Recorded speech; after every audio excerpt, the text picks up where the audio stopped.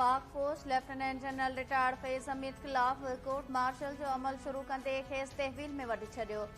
ISPR मूजिब lieutenant general retired फैज़ हमीद खिलाफ़ Pakistan army act जे कलमनि तहत कार्रवाई शुरू थी आहे। सुप्रीम कोर्ट जे हुक्मनि ते अमल कंदे लेफ्टिनेंट जनरल रिटायर्ड फैज़ हमीद खिलाफ़ टॉप सिटी केस में शिकायतुनि जी दुरुस्तगी जो पतो लगाइण लाइ जांच कई वई। फैज़ हमीद खे फौजी तहवील में वठी संदसि खिलाफ़ फील्ड जनरल कोर्ट मार्शल जो अमल शुरू कयो वियो आहे। लेफ्टिनेंट जनरल रिटायर्ड फैज़ हमीद खिलाफ़ रिटायरमेंट खां पोइ पाकिस्तान आर्मी एक्ट जूं केतिरियूं ई भञकड़ियूं साबित थी चुकियूं आहिनि।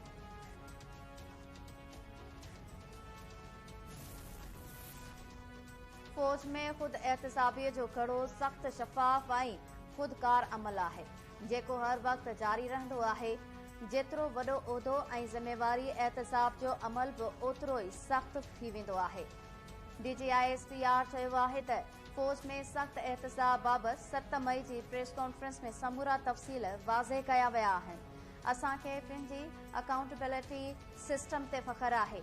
असांजो एहतिसाब वारो अमल इल्ज़ामनि ते न पर हक़ीक़तुनि ते ॿधलु हूंदो आहे। सभिनी जो एहतिसाब बिना फ़र्क़ जे थींदो आहे। वज़ीर आज़म जे सलाहकार राणा सनाउल्लाह चयो त फैज़ हमीद खिलाफ़ जांच में कुझु साबित थियो हूंदो जंहिं करे खेसि फौजी हिरासत में वरितो वियो आहे। इहो क़दम पाक फौज जी इज़त ऐं वक़ार में संगमेल साबित थींदो। निजी टीवी सां ॻाल्हाईंदे राणा सनाउल्लाह चयो त फैज़ाबाद ॾियण जे मुआहिदनि ते फैज़ हमीद सहियूं कयो। यकीन सां इहे शयूं इंक्वायरी अमल में शामिल कयूं वेंदियूं। सेनेटर फैसल वावदा चयो आहे त फैज़ हमीद इन मामले में अकेलो न हूंदो। ईंदड़ कुझु ॾींहनि में ॿिया वॾा बुर्ज करंदा।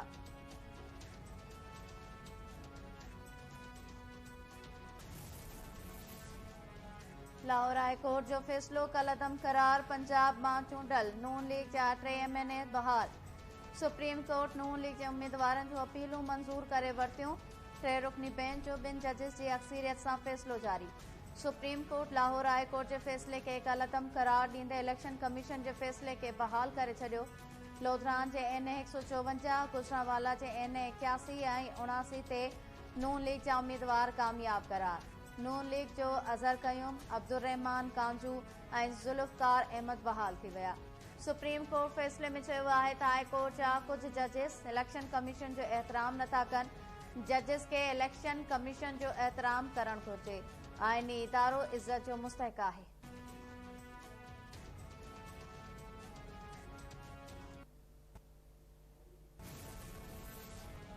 PTI अॻवान बैरिस्टर गौहर ख़ान चयो आहे त सुप्रीम कोर्ट जो फ़ैसिलो इंसाफ़ जूं घुर्जूं पूरियूं नथो करे।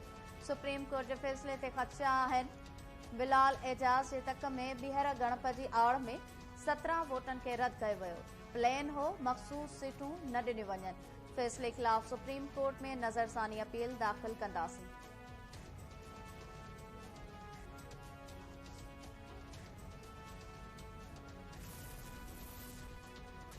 असांखे विढ़ाइण बाद पाड़ेसरीअ जी जंग में धिकियो वियो। बदकिस्मती सां जंग जे असरनि बाबति अंदाज़ो न लॻायो वियो। पाड़ेसरी जी जंग में शामिल थियण जा नतीजा अञा भोगे रहिया आहियूं। अक़लियतुनि बाबति तक़रीब खे ख़िताब कंदे सदर आसिफ अली ज़रदारी चयो त मोदी जे भारत में को बि अक़लियती महफ़ूज़ नाहे। पाकिस्तान में सभिनी खे बराबरीअ जा हक़ हासिल आहिनि। सिंध जा माण्हू समूरी दुनिया जो दर्द पंहिंजे दिलि में रखंदा आहिनि। समूरनि इदारनि में 5% नौकरियूं अक़लियतुनि खे मिलणु घुरिजनि।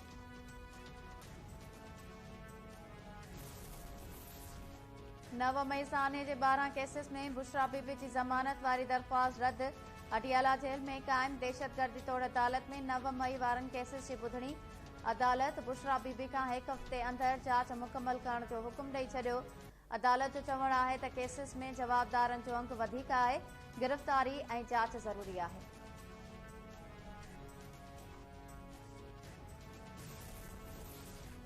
सिंध हाई कोर्ट कारूंझर जी कटाई बाबति सिंध हुकूमत जा समूरा फ़ैसिला रद्द करे छॾिया।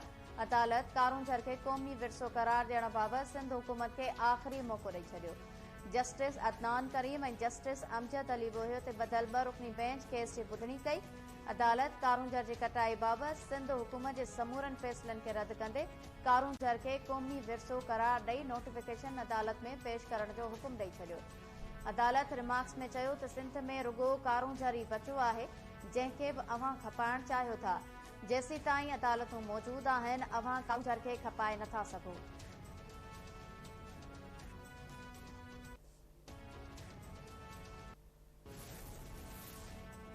वफ़ाक़ी हुकूमत पारां 10 लख शागिर्दनि खे मेरिट ते स्मार्टफोन्स फराहम करण जो ऐलान।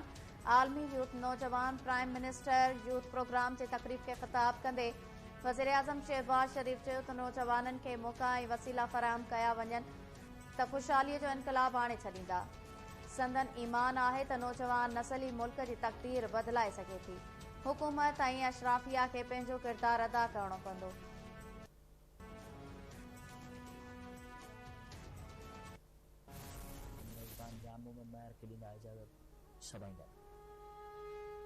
जान मोहम्मद महर, KTN news, Sukkur.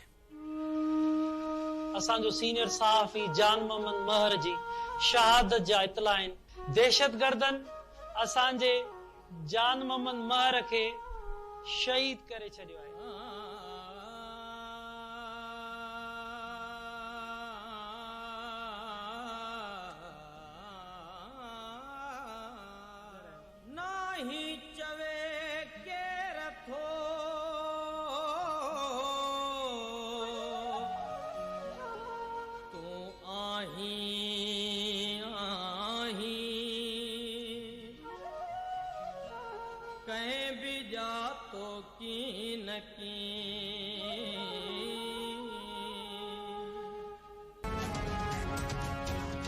KTN news ऐं काविल सखर जे ब्यूरो चीफ शहीद जान मोहम्मद महर जी पहिरीं वरसी सुभाणे मल्हाई वेंदी। 1 साल गुज़रण बावजूद शहीद जा कातिल गिरफ़्तार न थी सघिया। सुभाणे पहिरीं वरसी ते सुबुह जो 8 वॻे शहीद जे बाणे शहर चक जान मोहम्मद में क़ुरान ख़ानी बाद शहीद जे मज़ार ते हाज़िरी भरे गुलनि जी बरखा कई वेंदी। 11 वॻे वरसी जी तक़रीब थींदी। मुख़्तलिफ़ शहरनि मां कलमधणी काफ़िलनि जी सूरत में चक पहुचंदा। सखर में भी शाम जो 6 वॻे शहीद जान मोहम्मद जे घर ते क़ुरान ख़ानी करे ख़ैरात जो एहतमाम कयो वेंदो।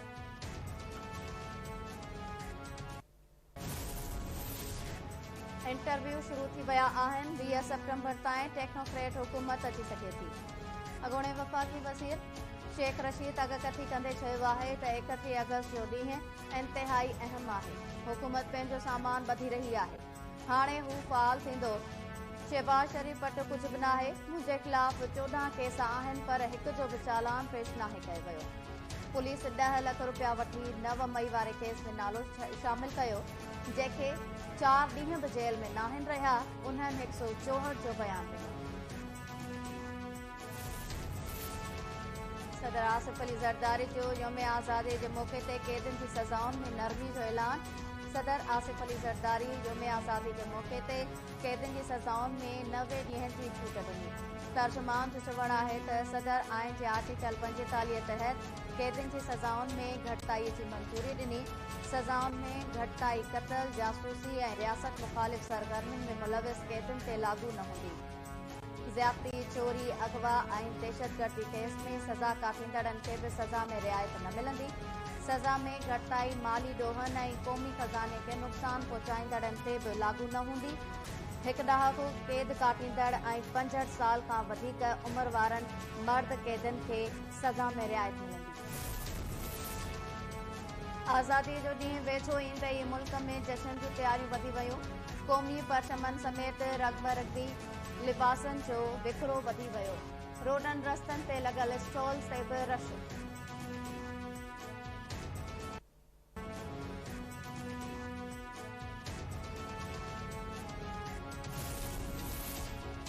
रानीपुर जे पीराणी हवेली में बेदर्दी सां क़त्ल कयल मासूम फातिमा जो क़त्ल केस दहशतगर्दी तौर अदालत खां सेशन कोर्ट मुंतक़िल।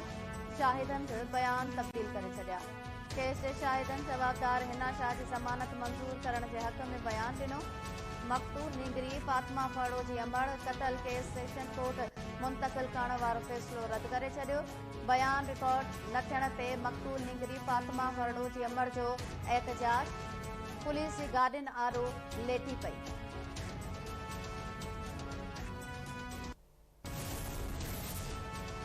K2 जबल सर करण की कोशिश में जख्मी थियल जबल चाढ़ू मुराद सतपारा के फोत थियण जी तस्दीक।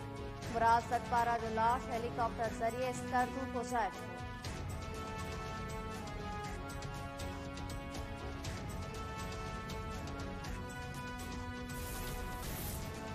कंबर में पुलिस एहलकार ड्यूटी दौरान दिमाग की रग फाटण सबब फोत। नौजवान रब नवाज कोसो ड्यूटी दौरान बेहोश थी वियो। एहलकार के बेहोशी वारी हालत में लाड़काने के अस्पताल में वियो, जिथे डॉक्टर संदसि फोत थियण की तस्दीक कई। डॉक्टर्स जो चवण हो तो नौजवान दिमाग लाड़काणो की नजर मोहल्ला में पढ़ियल नारी पुरस्कार नमूने फोत। नारी जो मुड़स गिरफ्तार। वारसन जो धाणो। 21 वरियन की सटोरी ज़ाल अली रज़ा खावड़ घर अंदर पुरस्कार नमूने फोत थी गई। लाश पोस्टमार्टम बाद वारसन हवाले। पुलिस वारसन की फरियाद ते नारी के मुड़स अली रज़ा खावड़ के हिरासत में वठी छॾियो। मीरपुर बुढ़ो वेठो कारें तकरार जो जिरगो इल्ज़ाम हेठायल नौजवान ते 10 लाख रुपया दंड मुक़रर। ॻोठ मां निकाली ॻोठ अलण लंजवाणी में रईस अब्दुल करीम लंजवाणी जे सरपंची में गुल मोहम्मद ऐं रफ़ीक लंजवाणी धुरनि में हलंदड़ कारें तकरार जो झगड़ो थियो। इल्ज़ाम हेठायल रफ़ीक लंजवाणी ते 10 लाख रुपया दंड मढ़ियो वियो। रक़म अदा करण ताईं नौजवान जे ॻोठ अचण ते पाबंदी जी फतवा जारी। इल्ज़ाम हेठायल धुर 1 लाख रुपया मौक़े ते अदा कया। बाक़ी रक़म किस्तनि में अदा कई वेंदी। धुरियूं खीर खंड। जेल में आज़ादी दिहाड़े की मुनासिबत सां तक़रीब। भाड़ेल सनाउल्ला उर्फ सनू शर क़ौमी गीत ॻायो ऐं रक़्स पिणु कयो। आज़ादी दिहाड़े की मुनासिबत सां जेल में केक काटियो वियो। कैदियुनि ऐं जेल अहलकारनि हिक ॿिए खे केक खारायो। जेल पुलिस ऐं कैदी वतन सां मोहबत जे रंगनि में रंगिजी विया। जेल में पाकिस्तान ज़िंदाबाद जे नारनि जी गूंज।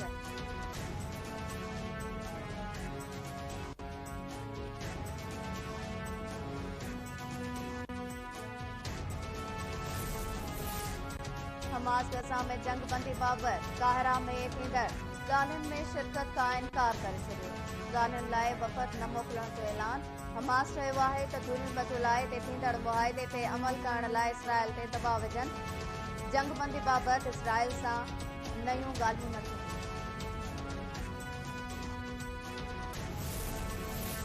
भारत जे मुख़्तलिफ़ इलाइक़नि में तूफ़ानी बरसातुनि तबाही मचाए छॾी। लैंड स्लाइडिंग ऐं घर किरण जे वाक़िअनि में 28 ॼणा फौत। कुछ इलाइक़नि बुर्ज जहिड़ी सूरत-ए-हाल। भारतीय मीडिया मूजिब तूफ़ानी बरसातुनि सबबि सभ खां वधीक नुक़सान राजस्थान जे इलाइक़े में थियो। भारतीय पंजाब में बि हिकु गाॾी बरसाती पाणी में लुढ़ी वई। गाॾीअ में 9 माण्हू सवार हुआ।